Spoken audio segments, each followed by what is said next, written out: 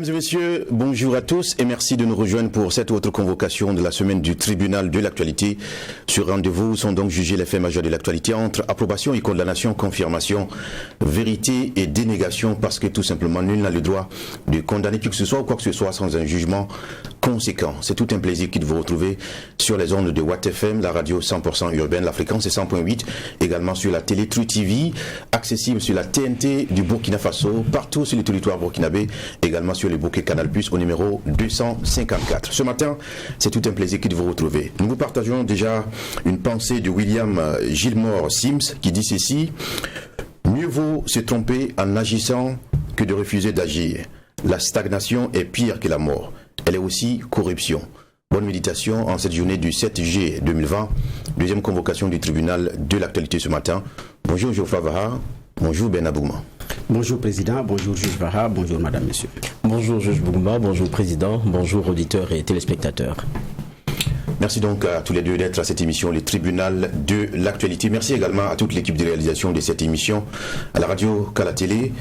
Alors, ce matin, trois sujets retiennent donc notre attention. Vous savez déjà que le maire et chef coutumier de Pensa, El Hadj Oumar Zabré, a été tué lundi, donc hier, par des assaillants qui ont également ôté la vie à 6 militaires et à 3 volontaires pour la défense de la patrie, VDP.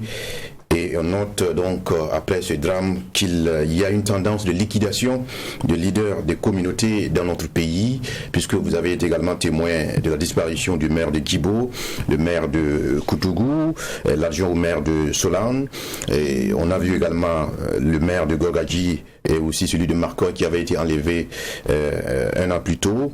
On se pose la question, à qui le tour? Parce que c'est une question qui taraude en tout cas les esprits et surtout ceux qui dirigent nos communautés actuellement. Quel est le regard qu'on peut y porter sur la question et quelle solution définitivement? Ça va être la première préoccupation de l'émission du jour. Et puis on parlera de cette sortie du député Abdoulaye Moussé, qui est par ailleurs secrétaire national chargé des mouvements et associations du mouvement du peuple pour le progrès, le MPP, le principal parti au pouvoir, qui, à l'issue de l'Assemblée générale des mouvements associatifs qui s'est tenue donc le week-end dernier, c'est-à-dire samedi 4 juillet dernier, alors il s'est prononcé sur la grogne sociale en ébullition actuellement au Burkina Faso depuis quelques mois, et lui, il promet aussi aux syndicats des frappes chirurgicales si toutefois ils descendent sur le terrain politique ensemble, puisqu'ils estiment que c'est une action politique menée par les syndicats actuellement. Troisième sujet de cette émission, le tribunal de l'actualité. On parlera de cette dépénalisation de l'homosexualité au Gabon qui a été adoptée lundi par le Parlement après 3 semaines de débat. Une décision historique donc saluée par la discrète communauté homosexuelle et plusieurs associations, mais fortement critiquée aussi par une partie de l'opinion publique gabonaise. On va y porter un jugement dans la troisième partie de l'émission du tribunal de l'actualité. Voici les 3 sujets de cette émission. Nous allons écouter les avant-propos des juges au siège juste après cette virgule.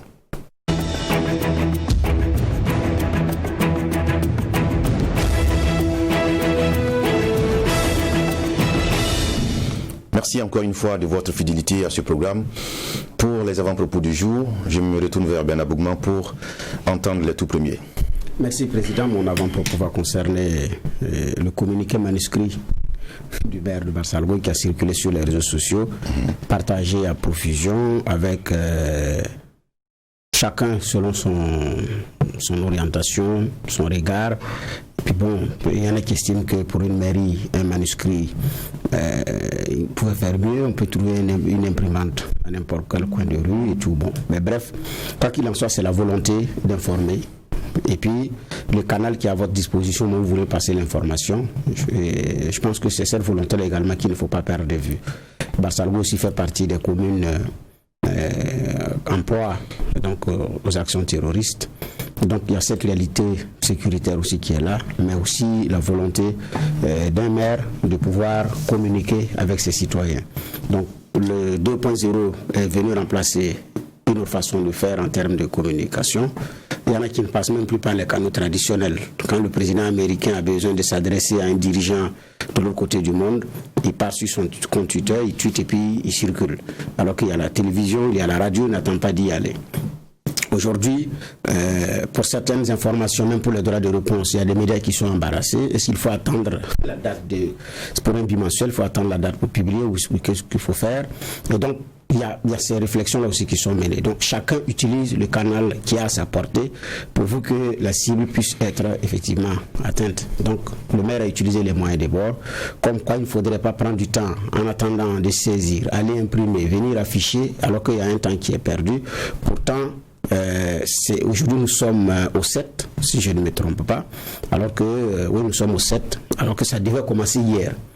Hier c'est le 6, si c'est du 6 au 10, les délais sont courts et il faut faire vite. Donc peut-être que en attendant d'aller trouver une imprimante, on perd du temps, il a trouvé les moyens de bord. Donc j'ai dit, là c'est la volonté de communiquer qui a pris le pas sur comment est-ce qu'on communique et voilà. Donc c'est pour saluer que quoi qu'il en soit, même au milieu des difficultés, il y a toujours un chemin. Et c'est ce que je retiens à travers ce manuscrit, au-delà de toute considération gardée. D'accord. Merci à vous de saluer ce pragmatisme initié par le maire de Bassalgo. Geoffroy Var. Oui, merci Président. Moi, mon avant-propos va concerner l'UNEA.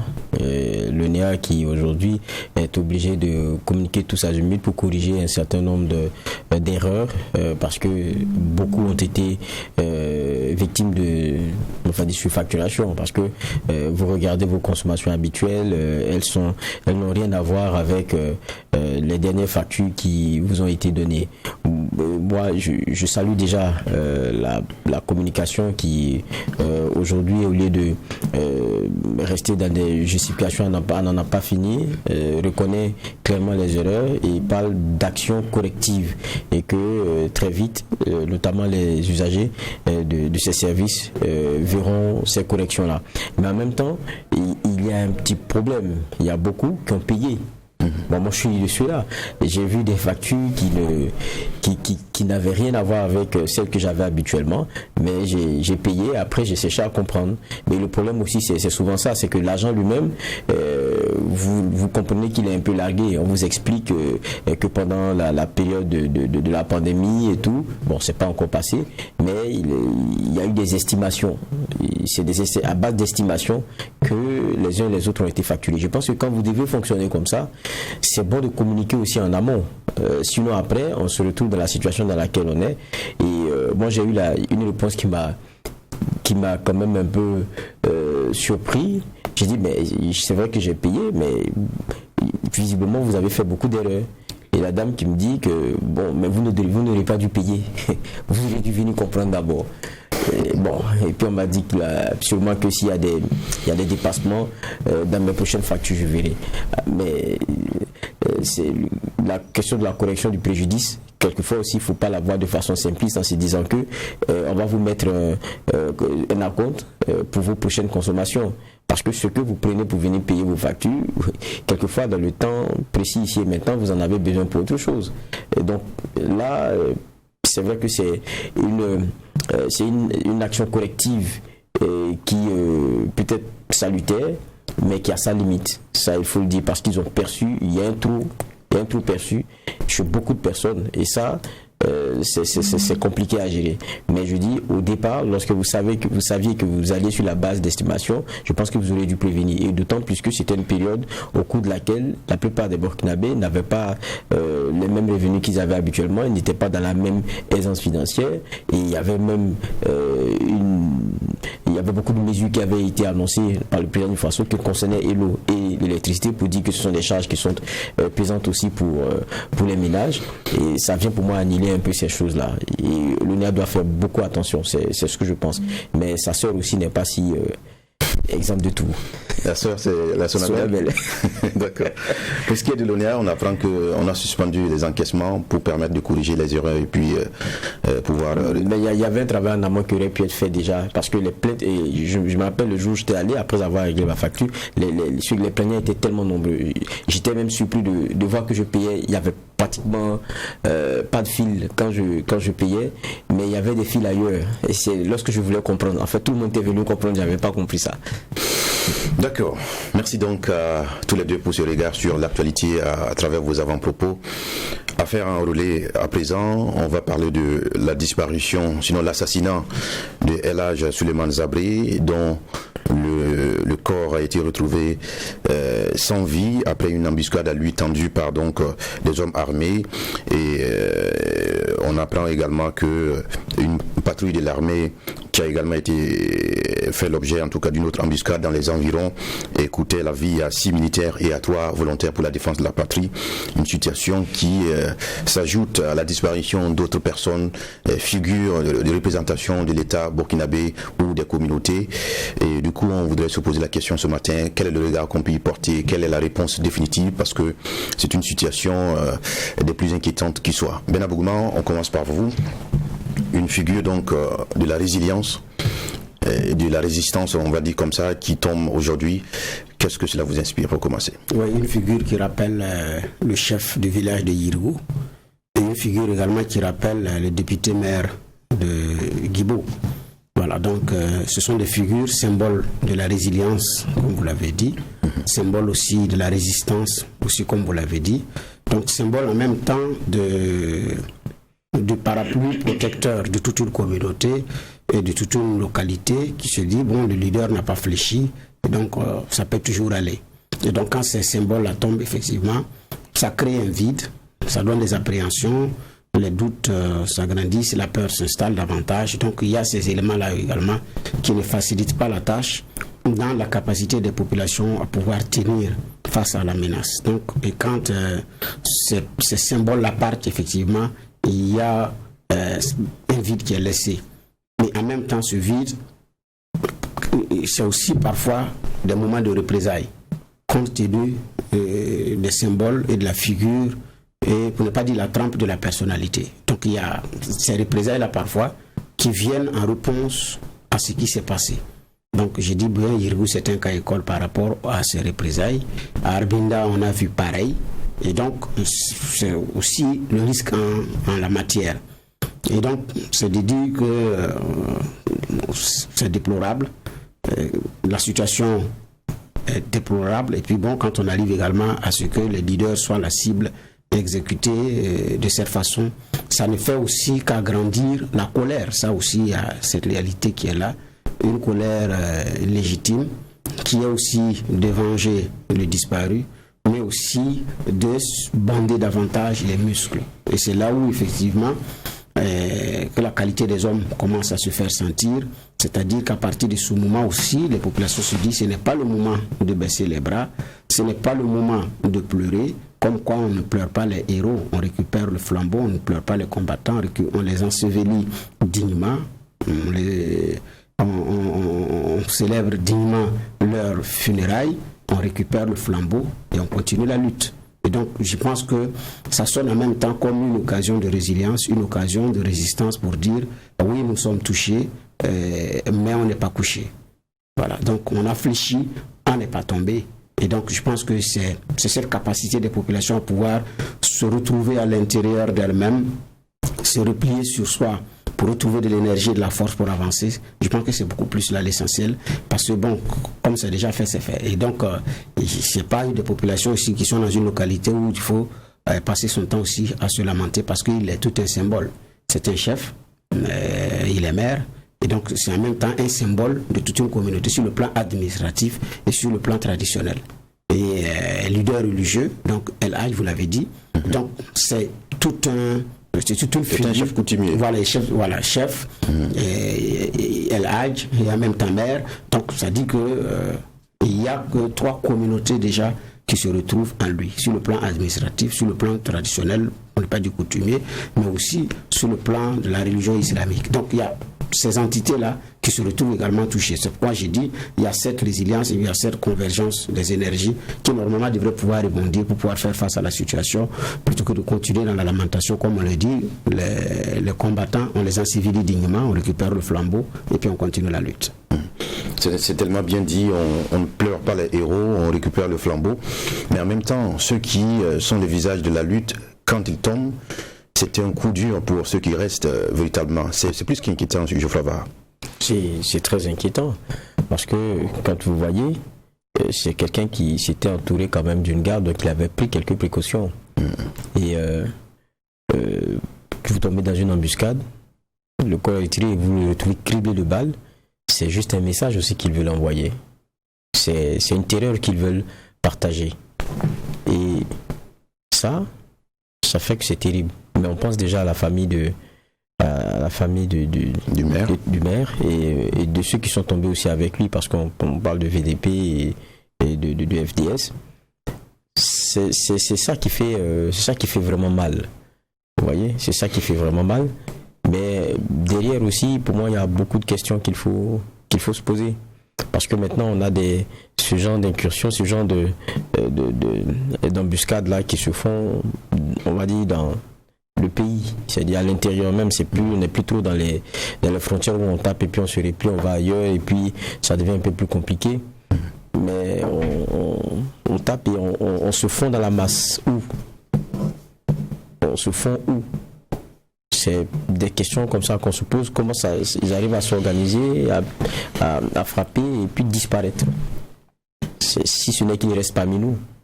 Et ça fait qu'il y a beaucoup de questions qu'il faut se poser. Et puis il y a la situation aussi de ceux-là qui sont le visage de l'État, qui sont le visage de l'autorité centrale, vers lesquels il y a un message qui est envoyé. Et ça, c'est une réalité. Je pense que peut-être Bernard Bougouma a souvenance. Une fois à Pissy, on avait rencontré un maire d'une commune, moi je ne vais pas apporter plus de précision, mais qui nous disait qu'il recevait fréquemment les appels de terroristes qui lui demandaient comment il va et qui lui lançaient des messages comment dire cela, qui ne vont pas avec le dos de la cuillère. C'est des menaces directes. Qui font savoir clairement qu'il est suivi. Ils lui disent, on sait où tu es, voilà, ils le lui disent. Et ça, il nous l'a dit. Bernard en a souvenance. Et nous-mêmes, on s'est dit, mais attendez, si on est à ce niveau-là, c'est que c'est grave. Comment est-ce que vous fonctionnez dans cette atmosphère-là? Il nous a dit, c'est Dieu. Que, quand tu lui regardes, il ne sait pas si ce qu'il dit c'est vrai ou pas, mais bon, il ne va pas arrêter de continuer, il ne va pas arrêter de vivre. Il va continuer de bosser. Mais si c'est la réalité, ça devient compliqué. Parce que c'est des symboles, quoi qu'on dise. C'est des symboles. Au-delà de peut-être le parti qu'ils portent ou quoi que ce soit, c'est des élus. Oui, justement, c'est d'ailleurs l'intérêt de l'enrôlement de ce sujet ce matin, parce que dernièrement, à l'occasion de la tournée du président de l'Assemblée nationale dans les régions, il a été posé la question de la protection des élus locaux, parce qu'ils sont véritablement les symboles, les figures, la représentation nationale. Est-ce qu'il faut en fait véritablement mettre un point d'honneur au-delà de la protection même des populations, qui est une nécessité également? Évidemment, j'ai dit que c'est des symboles aussi, parce que quand on les frappe, c'est des messages qu'on envoie à tous ces élus-là. Et puis, lorsque eux, ils partent, les administrés vont suivre. Parce que c'est comme un chef de navire. C'est le dernier même à partir dans la logique, logiquement.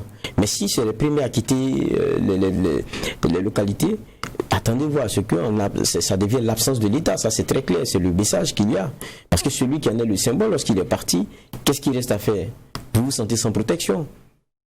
C'est ça la réalité. Il faut penser, et je crois qu'aujourd'hui c'est ce qu'il faut retenir aussi de ce qui est en train d'arriver, à leur protection.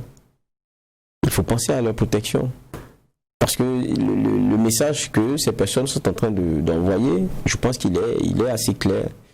Il est assez clair, et quand on crible quelqu'un de balle et qu'on jette comme ça sur le bord de la route, c'est pour que ceux qui le retrouvent se rendent compte de l'ignominie et transpirent toute la peur que cela devrait inspirer quand on se dit qu'à nous aussi ça peut arriver, juste parce qu'on est un élu. Geoffroy, tu penses qu'il faut une protection plus accrue des élus locaux, mais je crois d'ailleurs que ça se fait, parce que la preuve c'est que le maire de Pensa était déjà accompagné par des VDP et quelques membres de l'armée. La question c'est comment peut-on véritablement assurer leur sécurité en ce moment difficile? Non, je pense qu'après d'ailleurs l'assassinat du député maire de Dori, de Guibo, excusez-moi. Touche du bois. Oui, tout à fait. Mais donc la question avait été sérieusement posée au niveau de l'exécutif, au niveau de l'Assemblée nationale, dans les rangs des élus, comment est-ce que ces personnalités-là sont protégées. Et je pense que même au niveau du tribunal, on l'avait enrôlé, on s'était posé la question sur leur protection. Et donc, ce n'est pas des initiatives qui manquent, ce n'est pas la protection qui manque, c'est qu'en face, il y a des gens aussi qui redoublent d'ardeur dans les attaques. Sinon, vous voyez qu'il y avait quand même un dispositif de protection qui était là.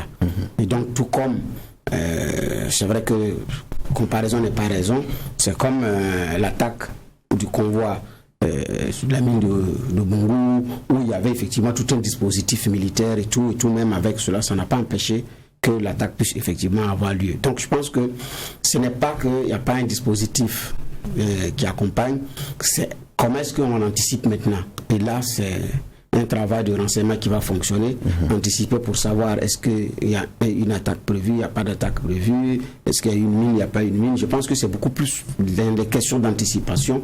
Et là, ça va rappeler, ça va demander maintenant un renfort en termes de capital humain et en termes de logistique sur le plan matériel.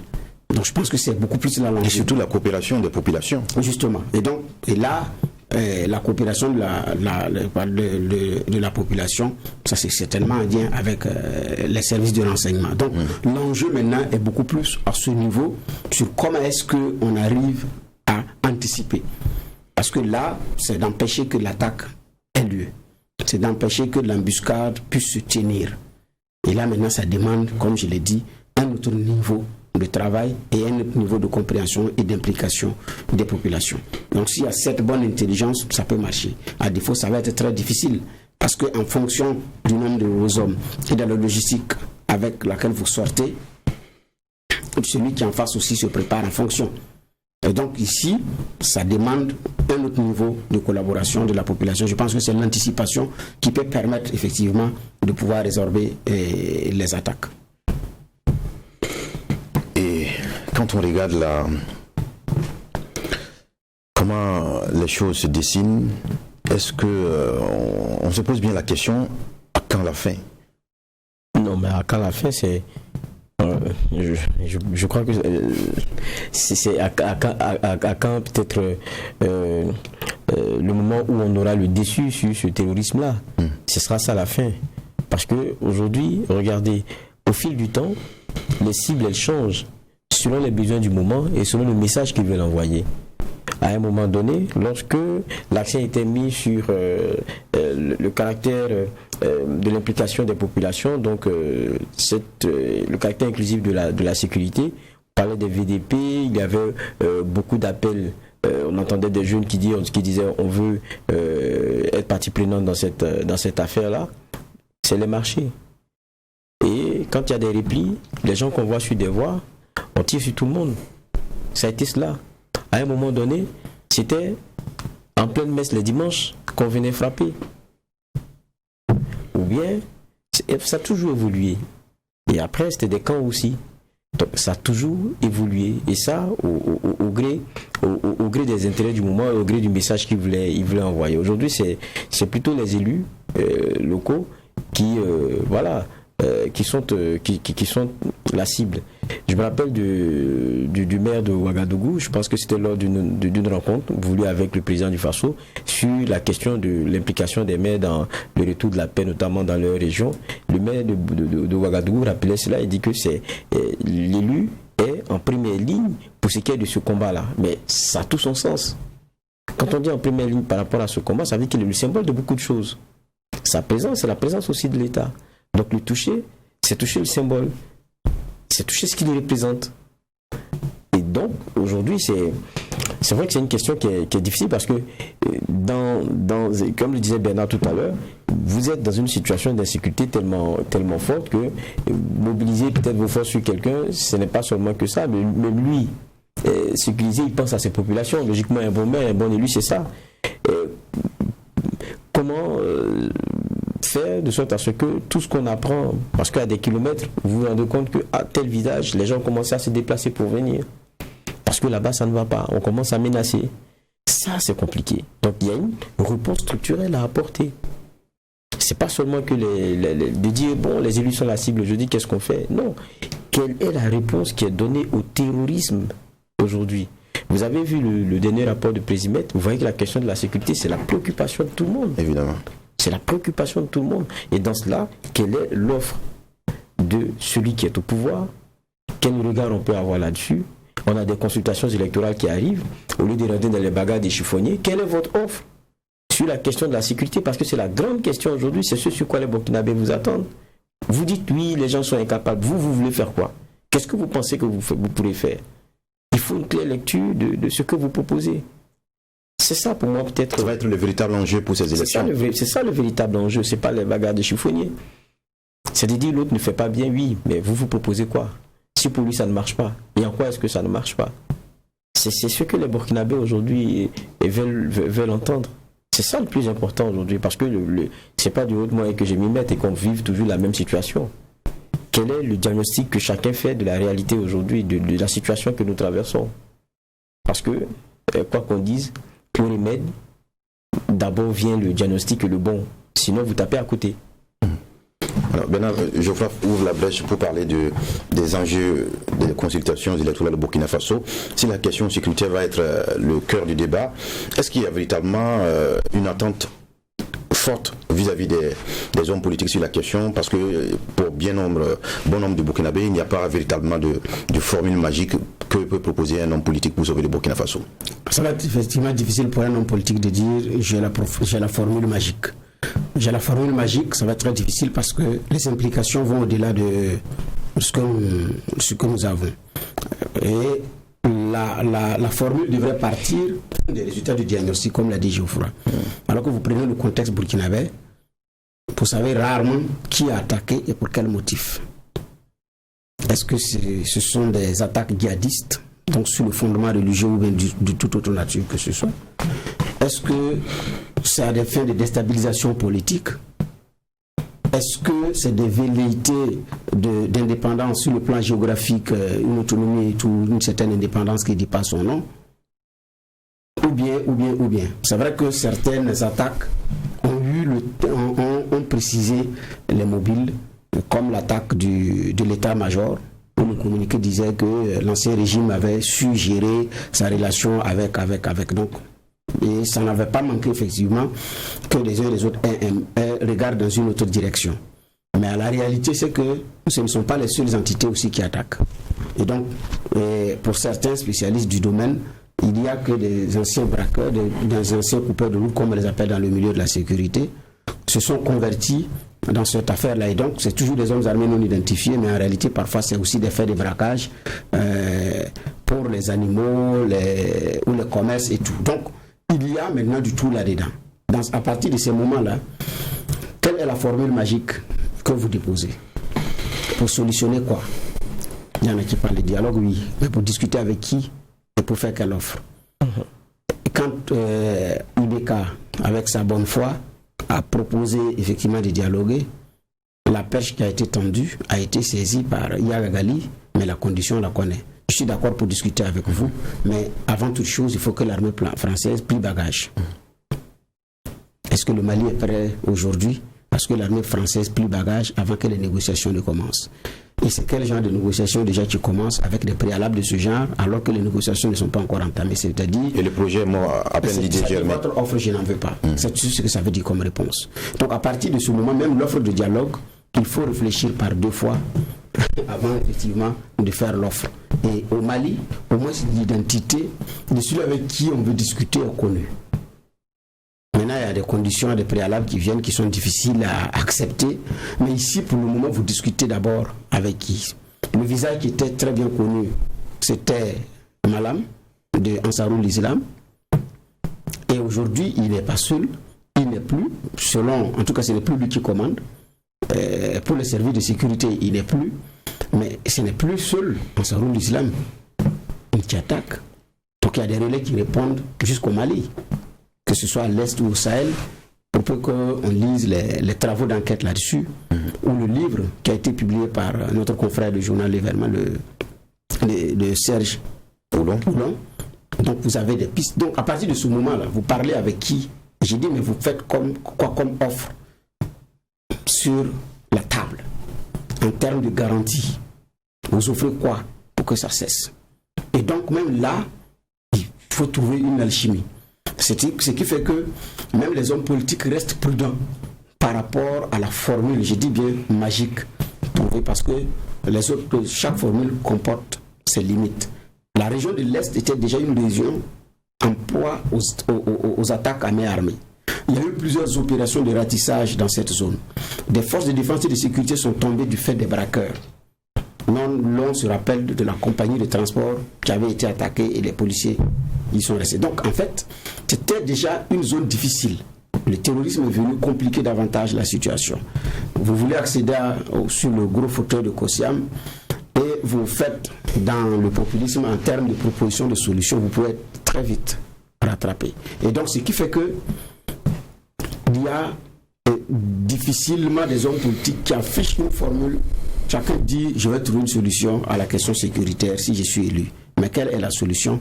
Ils sont rares qui s'avancent en faisant des propositions suffisamment concrètes. Alors que les Burkinabés, effectivement, attendent des réponses sur cette question. Et d'ailleurs, les résultats, quand les Burkinabés vont prendre, pour ceux qui prennent le temps de lire d'ailleurs les projets de société, les programmes des différents candidats, pour ceux qui prennent le temps de lire, c'est d'abord la question sécuritaire qu'ils vont scruter, analyser et passer au peigne fin avant de faire le choix. Je parle de ceux qui prennent d'ailleurs le temps de lire cette chose-là avant de passer à autre chose.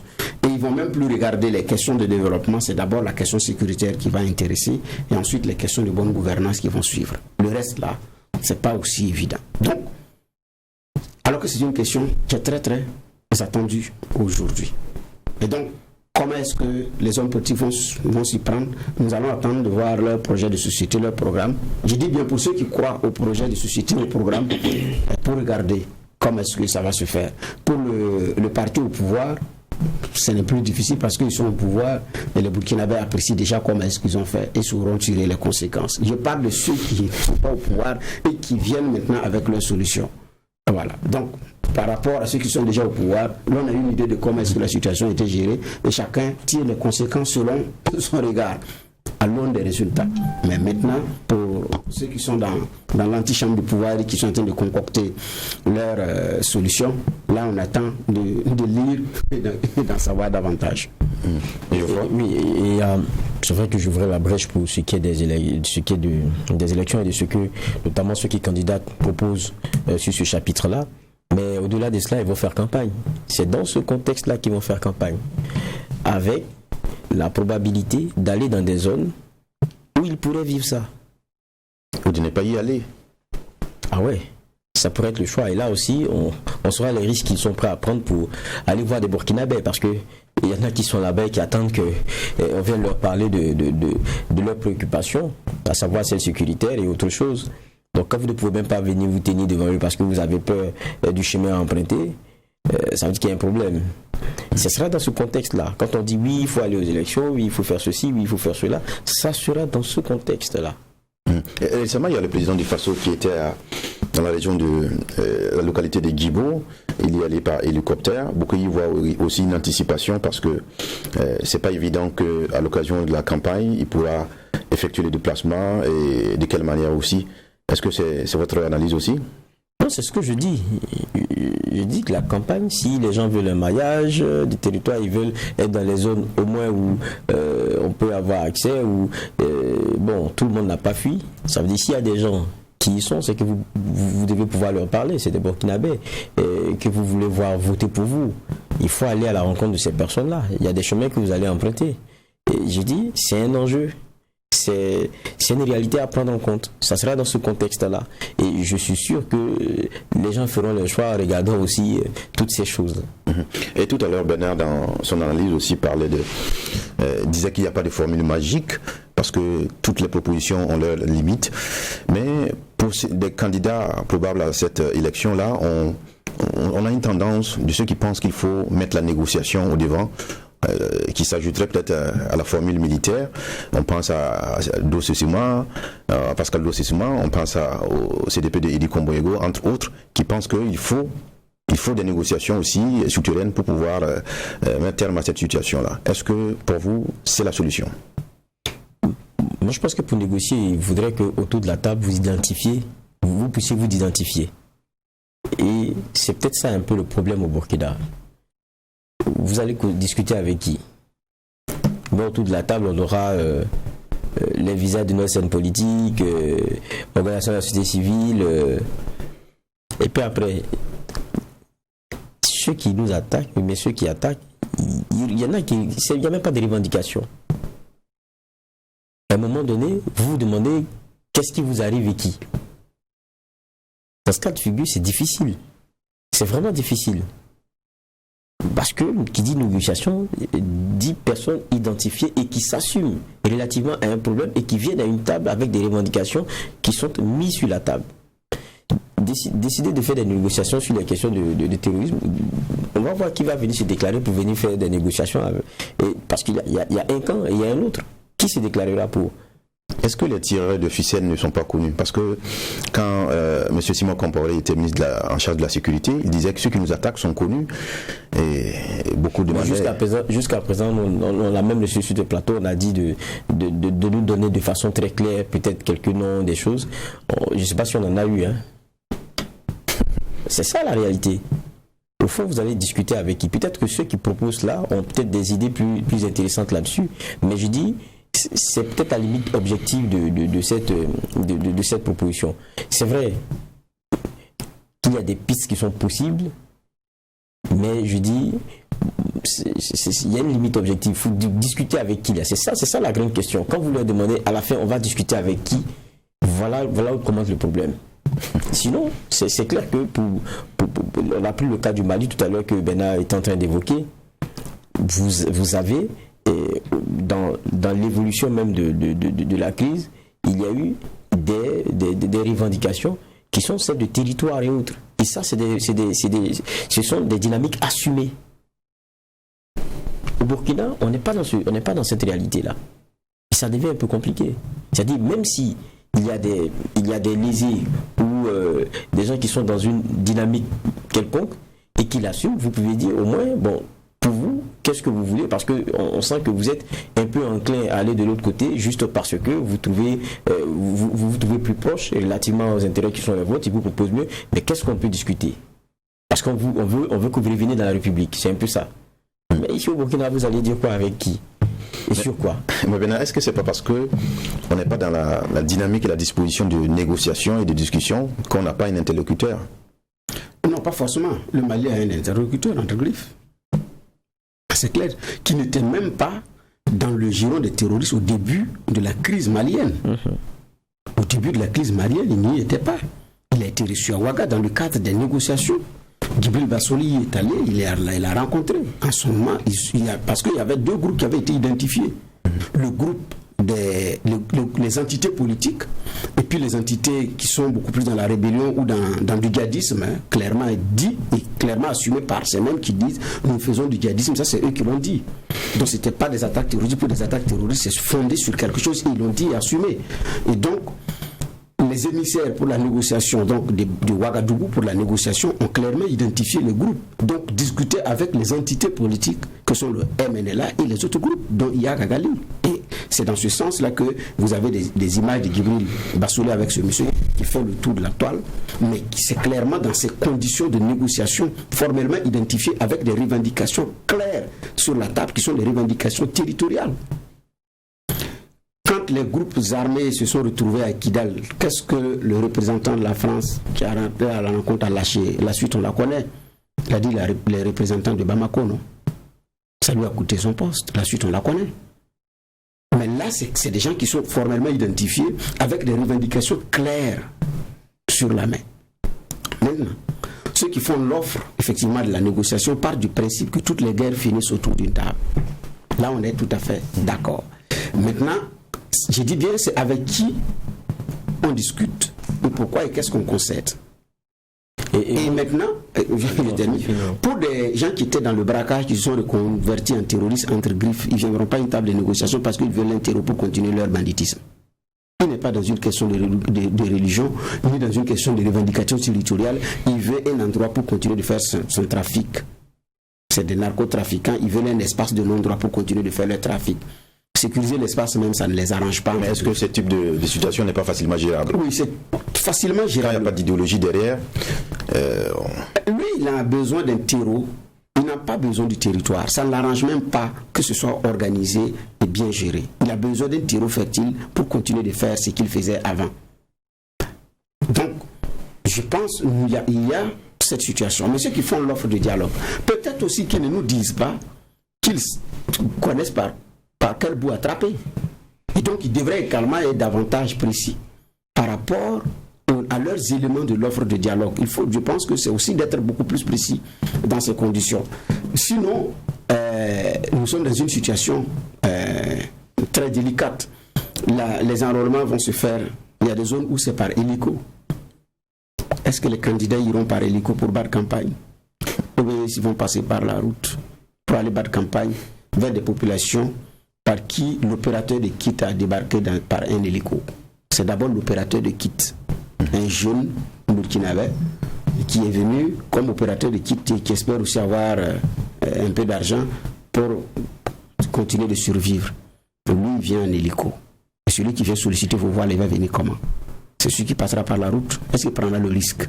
C'est une grosse interrogation. Donc, par rapport à la solution, il y a effectivement comment on appelle ça, des cibles à identifier, des intérêts à regarder, et qu'est-ce qu'on concède et qu'est-ce qu'on ne peut pas concéder. Il y a ces choses-là aussi à voir.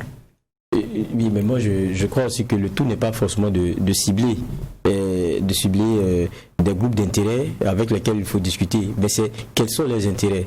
Quand vous prenez le cas du Mali, qu'on évoquait tout à l'heure, il y a des questions de territoire. Mais regardez le cas nigérien, avec Boko Haram. Vous pensez que Chekou veut discuter de quelque chose? Oui, vous l'avez identifié, Chekou, oui, mais il va venir discuter de quoi autour d'une table avec Boari? Puisque la dénomination de son groupe est claire. Voilà. En fait, même identifier le terroriste n'est pas forcément le début d'une négociation possible. C'est l'intérêt qu'il y a derrière. Quelquefois, quand vous ne maîtrisez même pas l'intérêt qu'il y a derrière, c'est clair que vous ne pouvez même pas savoir quelles sont les personnes qui tirent les ficelles. Et tout ce que vous pourrez avoir à la fin, ça ne sera que des soupçons. Et puis, quelquefois, on fait souvent une erreur. C'est que l'analyse qu'on fait, on reste dans notre microcosme. On voit Burkina, les Maliens voient Mali, les uns voient leur pays. Mais quelquefois, c'est plus global que cela. Et ceux qui sont véritablement derrière ont des moyens d'expression selon les terreaux et les intérêts dans lesquels ils sont. Et la réalité de la déstabilisation et l'intérêt pour ce qui est de la fibre burkinabé n'est pas le même que celui malien. Mais ça sert tous des intérêts de quelqu'un qui est beaucoup plus à reculons.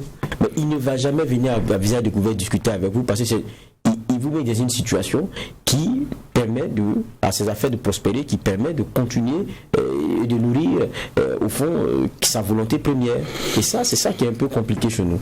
Maintenant, comme j'ai dit, le problème, pour revenir à l'actualité avec le maire qui est tombé, je dis, la première question que ça pose, c'est la question de nos symboles. Comment est-ce qu'on essaie de les sécuriser au mieux? Et puis, évidemment, c'est qu'il y a des consultations qui vont venir. La préoccupation des Burkinabés, c'est la question de sécurité. Qu'est-ce que vous proposez? Et puis ceux qui sont là, je pense qu'on est en train de regarder aussi, c'est pas si on en parle aujourd'hui, c'est parce que c'est pas trop la solution, c'est pas la meilleure dans tous les cas.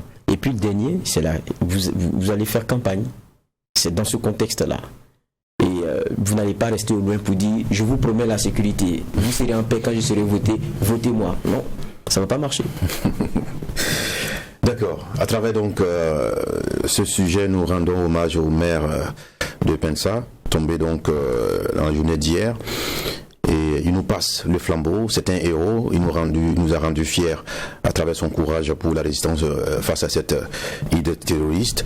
Et les Burkinabés sont donc appelés à ne pas courber les chines, à continuer fièrement et dignement la résistance dans cette épreuve. Merci déjà à tous les deux pour cette lecture.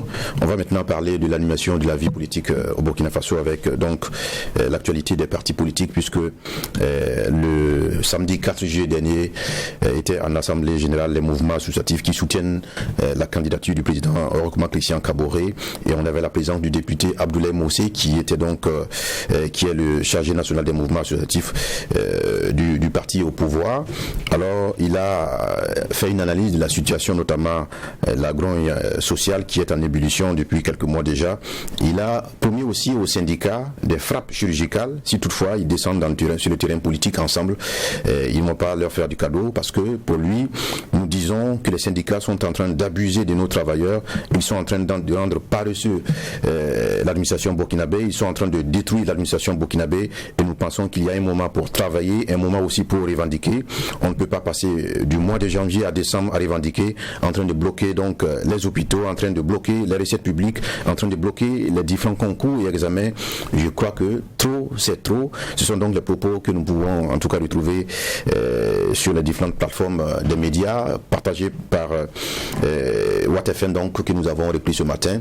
Alors, il a fini par conclure que il y a souvent du syndicalisme politique, c'est sa conclusion, et donc ils souhaitent combattre ce type de syndicalisme-là au Burkina Faso, et ils vont aussi faire des frappes chirurgicales. Quel est le regard qu'on peut y porter? Déjà, Bena Bougma, ce regard du député Abdoulaye Mossé sur la lutte syndicale au Burkina Faso, on estime qu'on en fait trop, ça s'apparente à de la politique. Quel est votre regard? C'est du déjà entendu, parce que quand Paul Kabatieba était toujours Premier ministre, lors d'une de ses sorties, dans l'émission, je crois c'est l'émission Tapis Rouge de la radio nationale, il avait dit clairement, c'était dans sa zone, il avait dit que ces messieurs font de la politique, ce n'est pas du syndicalisme, et c'est de la politique déguisée. Et donc c'est une autre façon de faire la politique. Et il disait également qu'il les invite à venir dans l'arène politique pour le faire à visage découvert. Et la deuxième personnalité qui en a parlé ouvertement, c'était au cours de l'émission Monde Politique, et c'est le président du prix de l'ANEA, Mamadou Kabré, qui a aussi dit la même chose, qui dit que ceux qui ne voient pas de lien entre les combats syndicaux burkinabés et un combat idéologique et politique, c'est ceux qui soit sont ignorants ou sont de mauvaise foi. C'est en d'autres termes également ce que Mamadou Kabré a dit, qui dit connaître bien le milieu, et c'est clair que ce sont des actions politiques qui se cachent derrière cette lutte syndicale.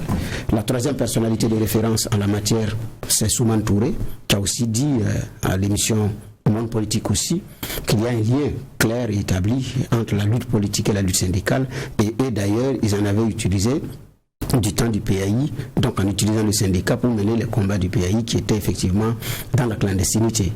Et donc c'est la tradition au niveau de la lutte syndicale au Burkina, c'est la tradition au niveau de la lutte politique au Burkina, et les mouvements de gauche se sont combattus parfois par syndicats interposés sur le plan politique. Donc il y avait des mouvements clandestins mais qui doivent s'exprimer, donc qui ont trouvé des relais. Donc les phalanges, c'était les syndicats. Et donc, et parfois, au temps fort de la crise Norbert Zongo, l'une des sorties de Maître Alidou Ouedraogo, qui était le président du MBDHP en son temps, appelé par ses ouailles président du pays réel en son temps, avait affirmé la NEB est le bras armé du collectif.